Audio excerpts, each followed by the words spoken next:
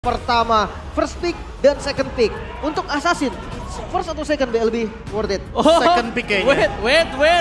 Bentar dulu nih. For Kyrie. Target ban. Target ban, show us kalau kata Coach Adi. Karena Assassin versus Assassin akan sangat menarik sekali untuk kita saksikan nantinya.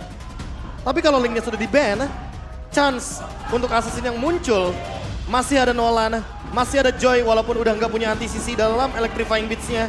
Dan tidak melupakan Hayabusa yang sempat muncul dari lini Onyx. Fanny masuk juga ke dalam power pick bagi kedua jungler yang akan bertanding saat ini. Kajaben, nice ban menurut gua. Kajaben udah pastilah untuk Assassin versus Assassin biar lebih imbang. Nggak ada suppress effect juga yang nanti akan mengganggu team fight-nya. Tapi masih satu band lagi yang perlu diperhatikan sama teman-teman dari Onyx. Fredrin band ini loh yang kerap kali menjadi permasalahan ketika ingin bermain dengan Assassin jungler. Gue jujur ya, khawatirnya di Harit gua. Untuk band ketiganya, rata-rata kita ngelihat second pick itu hampir selalu band Harit. Dan sekarang pembuktian apakah Haritnya akan terlepas dan apakah masuk ke prioritas? Masih kayaknya. Harit sekarang kan kita tahu sendiri. Shieldnya itu berdasarkan total dari magic damage-nya. Yap. Itu udah pasti meningkat sesuai dengan apapun item yang dimiliki oleh Haritnya tersendiri. Oke, tapi tank jungle masih terbuka seperti Fredrin. Ada Fredrin. Atau jangan-jangan langsung main supportnya di B. Matilda, Angela, Chip masuk juga. Brusco dari kemarin membawakan Chip dan play gankingnya betul-betul sering dia munculkan. Tapi untuk sekarang Angela dulu. Banyak combo yang bisa dibawakan dengan hero ini. Oke. Namun tidak melupakan bagaimana Matilda yang masih bisa dibawakan juga oleh Keyboy. Apakah kita lihat dengan adanya Angela kali ini bisa membuat para pasukan dari RRQ bermain manuver dengan Assassin karena we never know. Tapi sisi seberang udah langsung dia ngebuka ke arah Nathan. Ini fleksibel yang bagus banget picknya karena kita tahu sendiri Nathan magic damage, cloudnya di ban, Skylar mungkin ada beberapa hero yang bisa digunakan. Contohnya seperti Bruno yang sempat dia munculkan. Yes. Namun untuk kali ini karena ada Fredrin, jadi lini depannya udah benar-benar kokoh banget dari Onyx. Bahkan kita masih belum tahu nih Fredrinnya bakal di mana. Kita nggak sekali ngelihat Fredrin yang akhirnya flex ke arah XP lane. Apalagi ada Lutfi di sini. Betul, Lutfi juga yang menurut gua termasuk salah satu player yang sanggup menerima hero-hero yang memang seharusnya di flex di arah XP lane. Itu dia. Permasalahan utamanya adalah ketika sudah muncul Fredrin, next-nya akan ada Roger dan bahkan ada Arlott yang akan menjadi jawaban juga. Roger dan Angela ini bakal jadi hunter untuk kubu RRQ Hoshi. Pengejaran yang sangat-sangat dinamis bisa dilakukan apalagi ada Arlott di lini depannya. Jadi udah pasti nih kalau ngomongin soal chain CZ, ini Arlott bakal sangat terbantu sekali. Oke, lihat. Tapi kali ini kita harus melihat juga kalau Arlott seperti ini bisa menjadi sebuah jawaban untuk Fredrin just in case dia akan berada di arah jungle. Dia butuh initiate, dia butuh ke arah samping. Cuma dengan kondisi seperti ini, di mana Onyx punya Chistrat itu lebih bahaya, Prof. Karena mereka last pick. Betul. Dan kali ini dengan Matilda pick, ini bagus banget untuk menutup bagaimana Onyx dengan komposisi mereka yang bisa kabur dari chasing atau huntingnya Roger. Nah, tapi ada komen juga nih dari Jonathan Lianti untuk Hayabusanya Kyrie. Ini sih Kyrie udah back to prime ya. Back to prime. Assassin jungler ya, yang membuat karakter permainan Kyrie makin lebih komplit. Apalagi dengan bandnya Minotaur. Aku suka banget band Minotaur di sini tentu. Untuk mendinai bagaimana double healer ketika Angela ini bisa di-flex di area mid lane. Pertanyaan gue satu ya. Albert ngeliat Royal Derby kayak gini, pas lagi meta Assassin, kangen gak ya dia? Wah, rasa kangen ada mungkin ya. Karena terakhir kali aku ngelihat Albert, pekan ini lebih tepatnya, ketika dia mungkin Spamming? bermain, dia lagi spam Assassin ya, aku lihat-lihat juga. Oke, mungkin kangen ya. Mungkin kangen. Oh iya, mungkin kita tanya Albert yang di belakang sana ya. Iya. Karena balik lagi, kalau kita kilas balik Royal Derby, Lim dan juga Ranger Emas. Yes, betul sekali. Terakhir kali di MPL Indonesia season yang ke-10, kita sempet loh untuk melihat bagaimana Albert versus Kyrie. Yes. Dengan Battle of Assassin-nya. Itu panas banget sih. Karena memang entah mengapa banyak banget sobat Mobile Legends di Indonesia yang sangat menantikan The Battle of Assassin. Iya. Karena semenarik itu. Mungkin karena memang meta yang hampir tidak berubah juga. Iya. Beberapa season akhir ini pastinya haus lah mencari sesuatu yang baru, tapi band Akai-nya dari Onyx ini masih membuktikan kalau memang Akai masih eksis, Be. Dan dominan juga kalau seandainya nanti ternyata flexible pick dari teman-teman RRQ juga menuju ke Akai Jungler. Karena untuk memperlancar bagaimana Arlott combo ini, walaupun ada di tangan Brusco atau Don. Oke, let's see untuk band terakhir. Tapi yang menarik perhatian Kaditanya Suns ya. Iya. Di era Flash of the Oasis, ada Angela yang sudah diambil juga, Kaditanya masih di target band. Kayaknya ini buat deny juga gak sih kalau misalkan teman-teman dari RRQ mau invade, kan Kadita ini bakal jadi hero yang bisa megangin banyak pemain-pemain RRQ. Ya makanya, bukan hanya tentang point kill yang dicari di sini. Gimana caranya dia ngamanin objektif game ini, bahkan sampai 2 hero Kyrie. Faramisnya adalah pick yang benar-benar membuat Matilda Wow. jadi makin lebih strong di lini depan. Buset, Matil Farah berarti ya. Nah masalahnya kalau pick Valentina berarti ada kemungkinan di sini Angelanya bakal ada di area dari Romer. Oke. Sehingga lini depannya sangat-sangat minim sekali dari kubu RRQ Hoshi. Wow, kalau bisa kita lihat seperti ini, jujur lebih lengkap, paket lengkap di tangan para pasukan Onyx ya. Tapi sedangkan RRQ Hoshi kali ini kita masih belum tahu apakah Roger akan berada di arah jungle atau bahkan berada di arah gold lane. Ini dia 2 pick yang akan menentukan di mana Roger berada. Dan juga Arlott. Dan Arlott yang lebih tepatnya karena masih bisa juga di flex untuk di area Romer. Mungkin dengan membawakan hero-hero yang tersisa seperti Baxia dan itu dia. Baxia. Need no protection from the rain. Dan Valentina untuk lebih secure lagi. Angela Romer yang nanti akan dipadukan kombonya dengan Baxia. Oke, Clay akan mengadu dengan Faramis dari sosok seorang Suns. Dan sedangkan di sini dengan adanya Irat yang menggunakan tank dari sosok Baxia. Dan bahkan ingat, ini masih flex pick. Fredrin bisa di arah jungler. Dan kalau seandainya Lutfi ada di last pick, Terisla adalah pick yang paling oke untuk pegangin Baxianya. Fredrin Oke. jungle. Fredrin jungle. Oke. Itu adalah komposisi yang cukup kuat untuk team fight, apalagi mereka punya Faramis ya. Itu dia.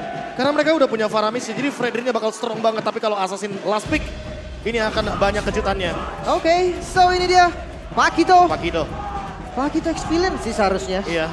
Untuk menjalankan lane jauhnya karena tentu Arlott bukan tipikal hero yang kuat untuk laning. Lutfi akan bermain dengan XP damage. Wow, ini dia Lutfi yang sempat juga menarik perhatian beberapa orang yang memang karena Lutfi ini bisa fleksibel banget. Dia bisa main untuk keras, dia bisa main untuk split push, team fight. Dan kita akan lihat sekarang dengan Pakitonya kembali. Apakah mampu untuk mengangkat Onyx naik ke playoff dengan satu kemenangan atau malah RRQ yang akan menjadi batu sandungan. Batu sandungan atau malah menjadi batu loncatan juga. Karena dari Onyx butuh 1 poin untuk secure babak playoff. RRQ Hoshi butuh 1 poin untuk menaikkan standar match point mereka. Mereka berada di tengah-tengah 5 poin. Dan itu yang mereka butuhkan untuk di match Royal Derby kali ini. Pertarungan para raja. Sang Raja Langit versus Raja dari segala raja. Mari kita sambut dengan meriah. MPL Arena, mana tepuk tangannya. Let's go, menuju ke lane of down. Wah, ini dia pembuktian. Kebetulan memang di leg pertama juga Onyx masih berhasil unggul ya. Jadi apakah mampu untuk membalas dendam mereka dan langsung menjadi batu sandungan juga bagi tim Onyx, atau Onyx kembali mengulang sejarah leg pertama? Leg yang pertama, 2-0 poin penuh diambil oleh Onyx. Dengan adanya comeback di game yang kedua. Dan keunggulan kali ini, untuk ngomongin di area gold lane, Skylar bermain dengan ofensivitas dari Roger.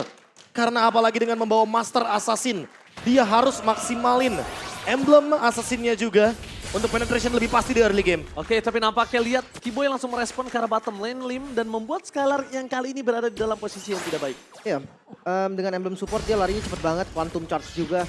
Gak usah khawatir lah untuk escape ataupun charge, level 2 juga. Udah lumayan enak, tapi kalau ngomongin jungle tank versus jungle tank ini, balik lagi berarti objektif turtle ini kan, jadi medan yang sempurna bagi mereka. Iya ya, karena kalau kita ngomongin soal Assassin versus Assassin, objektifnya itu ada di point kill. Agak sedikit berbeda dengan adanya tank jungle. Yang dimana objektif udah pasti akan ada di perebutan turtle. Dan sekarang rotasi adalah kuncinya. Karena siapapun yang dapetin ganking point terlebih dahulu, apalagi membuang spell sebelum adanya turtle, akan mendapatkan keuntungan yang lebih banyak lagi. Wow. Agak cukup agresif Clay nampaknya. Nampaknya udah gak bisa menahan dia permainan agresif yang dimiliki oleh sosok seorang Clay kali ini. Sudah lama mungkin nampaknya tidak bertemu dengan Suns. Tapi Saling kalau sapa Clay lagi memang ya. gitu enggak sih? Tipikal Harus. dari Clay juga. Kayak harus bermain dengan ofensivitas, apalagi dia bawa Valentina nih. Memang, tapi lihat ini adalah early. Jangan sampai Clay bermain dengan kondisi early-nya hanya agresif, tapi mid-nya dia agak cukup tumpul. Oke, harus diimbangi dengan ofensivitas. Tapi mid lane benar-benar di-press untuk tidak mendapatkan level yang keempat dari Brusco. Oke, mungkin agak sedikit ke delay aja, tapi masih tetap akan dapat level 4-nya. Sementara di gold lane, wow. Oh, Itu agak kan sedikit mundur. pressure, tapi lihat kita akan ada team fight pertama di arah top lane. Menarik Irat masuk ke dalam bersama dengan Kyrie Town. Hampir solo pick off di arah bottom lane untuk Skylar masih bertahan. Tapi ini akan menjadi penentuan siapa yang pulang dan bahkan di arah bottom lane.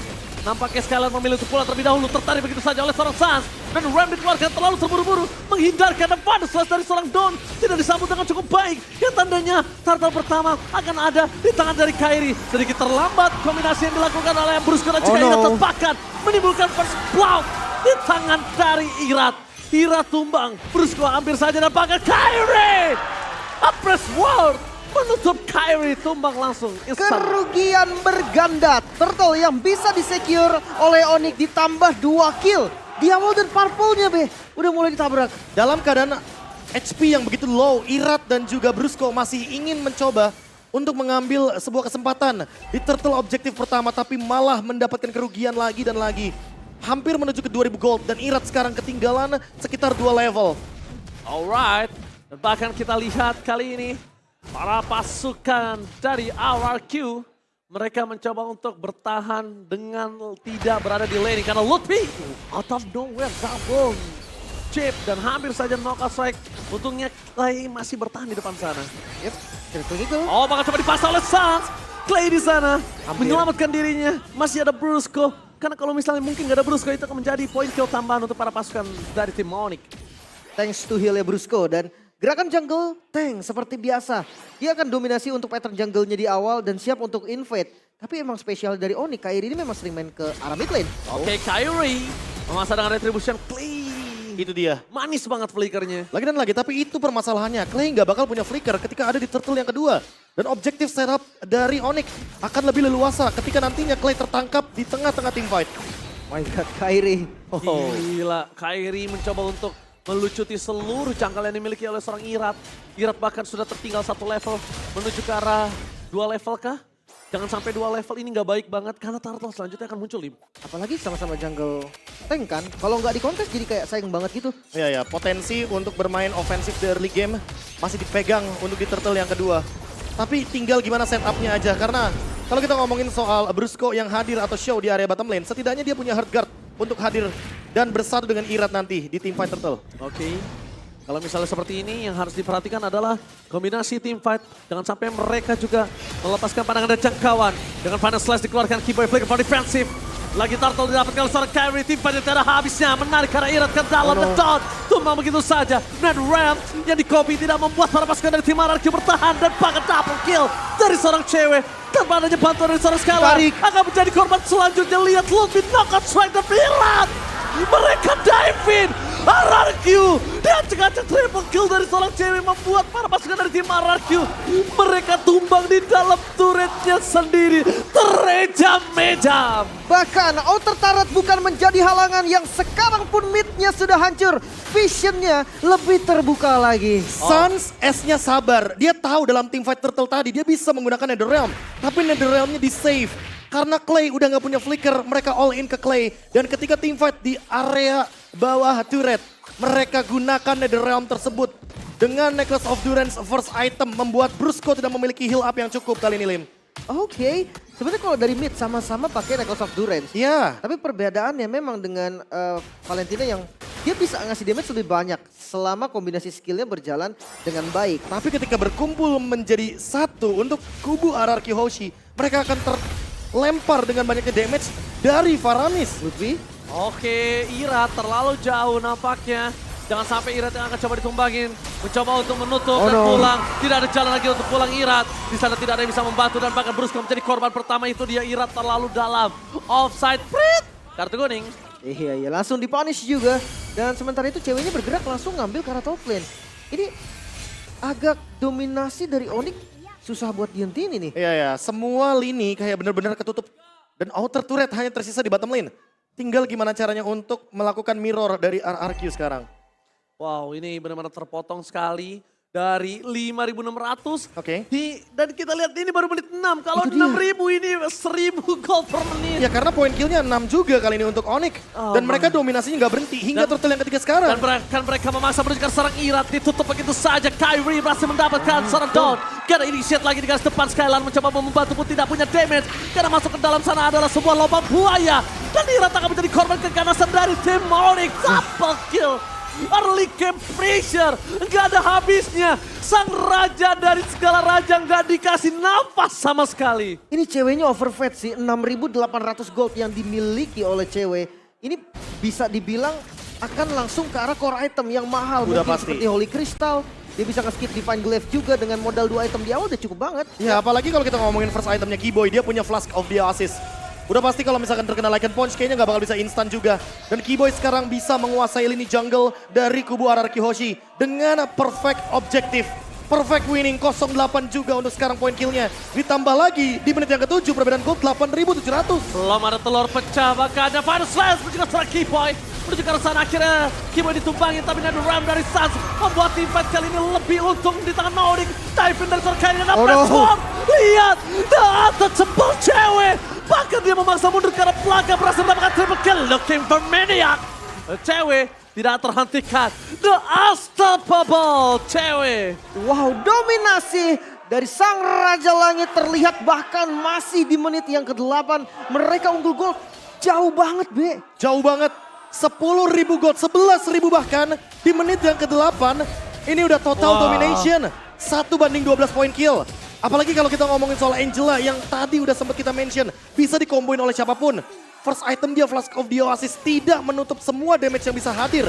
Dari Theory of Everything yang dilontarkan oleh cewek. Cewek bener-bener overwhelm the game. Gila, ini nggak kebendung sama sekali.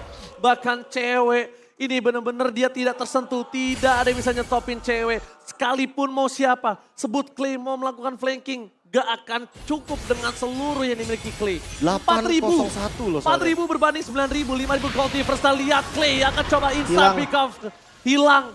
Tidak ada kedipan mata yang bisa membuat para pasangan dari tim RRQ selamat dalam rotasi yang dimiliki. Blood Wings. Blood Wings. Ini dia Oh nge-skip my Divine God. Glaive loh. Oh my God. Lihat. Ini benar-benar mereka diruntuhkan. Dan bahkan Lim, RRQ, Raja dari segala raja. Pasangan Royal Derby dibuat tak berdaya untuk Royal Derby kali ini.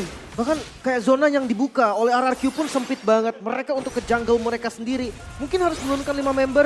Dan lihat dengan Keyboy yang nge-show di bagian depan. Itu loh langsung jadi palang pintu. Dan bayangin mereka mendapatkan base turret tanpa Lord. Tanpa Lord. Dengan perbedaan gold seperti ini. Dan lihat Lutfi. Dia bisa nge-zoning siapapun. Apalagi sekarang dia udah punya Dominance Ice. Makin kuat lagi untuk mendinai Life Bane. Efek yang begitu dinamis. Untuk hero-hero healer seperti Angela.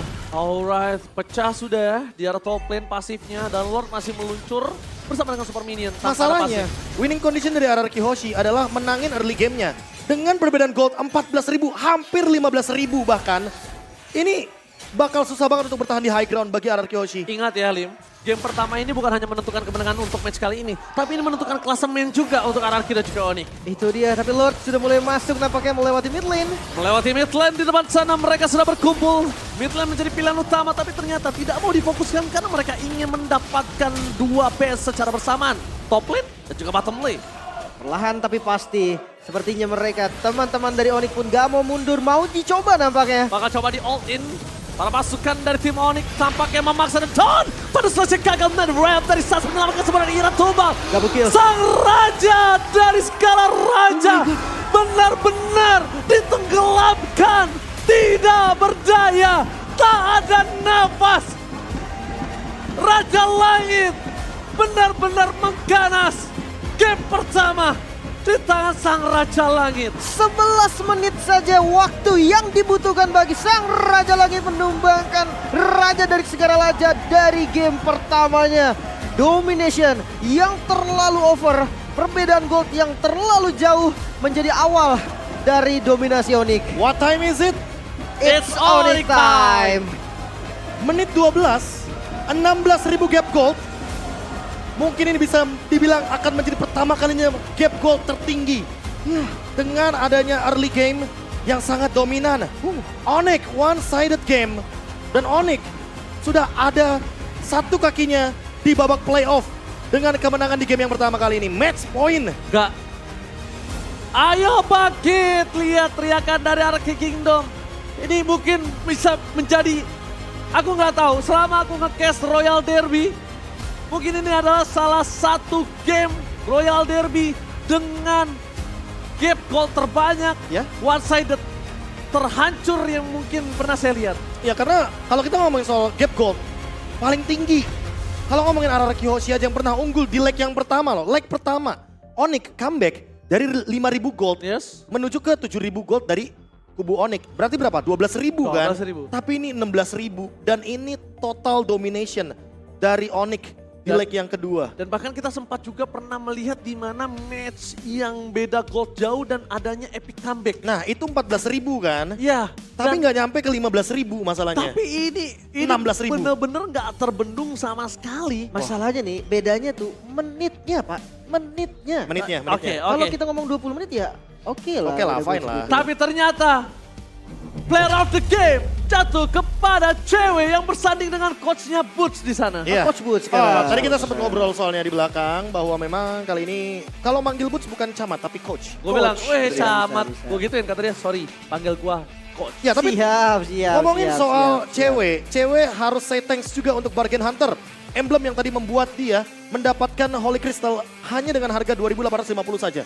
Iya sih. Gak ini perlu 3.000 gold, Lim. Masalah 10-0 gimana ya, Be ya? 10-0 unggul di early game dan bahkan mendapatkan kalau dihitung-hitung tadi ya 3 kali Scavenger Crab. Itu Iya yang kan? membuat dia dapetin Starlium Sight-nya cepet banget. Dan ketika udah jadi Victor of Heaven, Starlium Sight langsung ke Holy gitu, Nah. gak ragu dia. Holy didapatkan ketika dia join team fight. Iya Pas kan? udah dapetin 8 poin kill. Itu benar-benar jadi dominasi yang benar-benar gak bisa dibendung.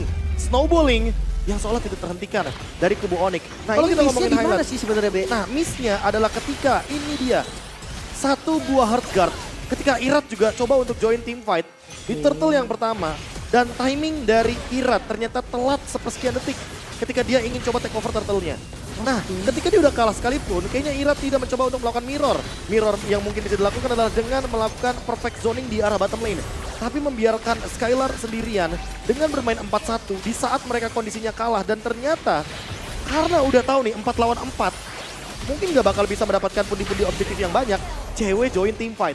Ketika dia dapetin triple kill, itulah momentum snowballingnya didapatkan oleh kubu dari Onyx Lim. Ini sebenarnya kehilangan turret bawah sih, ketika tadi momennya Skylar di bawah ya. Tapi ditukar dengan triple kill cewek plus Iya. 1 outer turret, terlalu mahal Lim. Benar, itu yang mungkin ada 2 kejadian yang terjadi di waktu yang sama kan. Iya, itu dia. 4-1 tapi yang 4-nya tetap mau maju juga gitu Dua loh. movement di waktu yang sama, yang satu show di map, dan yang satu mempertahankan mid lane turret tapi nggak dilepas. Iya. Belum lagi korban setelah turtle didapetin juga gitu sama Onyx. Dan kalau yang aku lihat Lim, RRQ ini kayak malah terpancing semuanya sama apa yang mau dilakukan sama Onyx. Onyx tuh udah tahu mereka bener-bener mau maksain team fight, dan team fight. Iya. Tapi ternyata kalau kita ngomongin soal team fight, ini kan goldnya nggak imbang. Dan hal tersebut yang malah membuat kubu Onyx makin tersenyum lebar. Karena kalau misalkan nanti kubu Onyx-nya ini disambut tim fight-nya, ya udah pasti Onyx bakal tabrak. Karena mereka punya Faramis, Iya. mereka punya Matilda. Nggak ada alasan satupun ketika kita ngomongin soal Onyx bisa stop tim fight mereka. Karena mereka pasti bakal nabrak terus. Lord aja belum evolve, Be. 11 menit 4 detik. Lord belum evolve. Bahkan menit 11 pun belum habis, Lim. Itu dia. Belum sampai dengan detik ke-30 atau bahkan detik Buset. ke-41. Lihat gap goldnya, Be. Ya makanya dominasinya terlalu Berapa luar tuh? biasa. Hampir menyentuh ke 16 ribuan, bahkan 17 ribuan. Ya sekitar 17.000 gold. 17 itu ya. Ya, Di tapi menit kalau 11. ngomongin komposisi item, first item dari Necklace of Durance untuk kedua belah mid laner, menurutku aku sangat setuju, Lim. Ya ini memang. Karena memang ada Matilda, ada Angela. Tapi untuk item-item selanjutnya, kalau kita bandingkan, Clay nggak sebanding banget sama Suns. Karena memang Suns-nya join team fight terus, walaupun Clay di sini punya satu Nether Realm, tapi ketika tadi 30 detik sebelum turtle yang kedua, Clay-nya terpicu flickernya, itu menurutku momen yang mengubah segalanya biar Onyx bener-bener bisa nabrak. Karena ketika Clay-nya pecah dengan Nether Realm, dia udah gak punya flicker. Ya. Turtle pertama agak sedikit maksa. Turtle kedua kepancing dari beberapa short flicker. skill. Nah, turtle yang ketiga nggak ada mirror. Iya. Itu sebenarnya momentumnya. Undergold masih coba gagal dan gak dapetin apapun di sisi lainnya. Yes. Dari segi item ya ini agak susah sih karena perbedaan itemnya jelas akan signifikan. Ya, Dari aku gold setuju. yang berbeda banget, bahkan ya Suns pun baru jadi item keduanya kan, OTW Wah. item ketiga. Bayangin Kyrie yang biasanya dia bikin Molten udah selesai. Mungkin dia ganti nanti jadi Immortality. Tapi Moltennya aja dia bikin jadi Cross Helm. Dia tahu kalau nggak ada yang bisa menumbangkan Fredrin ketika memang berada dalam winning condition seperti ini. Tapi bagaimana melihat perbandingan yang sangat jauh ini. Wow. Ini kita bisa Wow. melihat 1000 gold per minute. The Calvin Winata. Dan bahkan harusnya melewati Eman. Karena Eman ada di 1028.